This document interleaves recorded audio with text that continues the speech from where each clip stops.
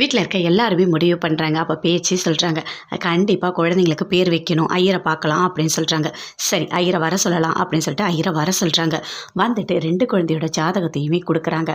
ஐயர் பார்க்குறாரு. பார்த்த உடனே சொல்கிறாரு, என்ன ஆச்சு, பேர் வைக்கலாமா அப்படின்னு சொல்லிட்டு பேச்சு கேட்குறாங்க.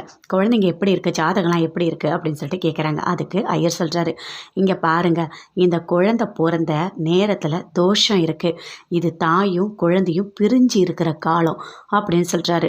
சரி, இப்போ அதுக்கு என்ன பண்ணணும் அப்படின்னு சொல்லிட்டு பேச்சு கேட்குறாங்க. இதுக்கு என்ன பண்ணணும்னா, ஒரு கோயிலுக்கு போகணும். கோயிலுக்கு போயிட்டு அஞ்சலியோட குழந்தைய முத்தழகு கிட்ட கொடுக்கணும் அப்படின்னு சொல்கிறாரு. அதை கேட்டோடனே பயங்கரமாக ஷாக் ஆகுறாங்க.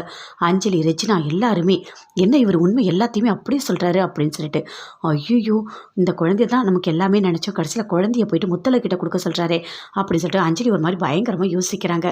அதை கேட்டோடனே முத்தழகும் பயங்கரமாக ஷாக் ஆகுறாங்க. ஏன் இவர் இப்படி சொல்கிறாரு, அஞ்சலியோட குழந்தை எதுக்காக நம்ம கிட்ட கொடுக்க சொல்கிறாரு அப்படின்னு சொல்லிட்டு அவரும் யோசிக்கிறாரு. எல்லாருமே, பூமி, பேச்சு எல்லாருமே யோசிக்கிறாங்க. ஆனால் யாருக்குமே எதுவுமே புரியவே இல்லை. ஆனால் அஞ்சலி மட்டும் யோசிக்கிறாங்க.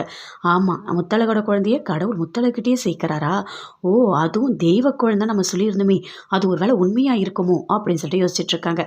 அஞ்சலி, ரெஜினா 2 பேருமே ரூம்குள்ளே போகிறாங்க. போனோடனே கேட்குறாங்க, என்னம்மா இவர் எல்லாத்தையுமே கரெக்டாக சொல்கிறாரு, அதுவும் குழந்தைய நம்ம எப்படியோ கஷ்டப்பட்டு இப்படி வாங்கி வச்சா அந்த குழந்தைய முத்தழகிட்டே கொடுக்க சொல்கிறாங்க அப்படின்னு சொல்லிட்டு பயங்கரமாக ஃபீல் பண்ணுறாங்க அஞ்சலி.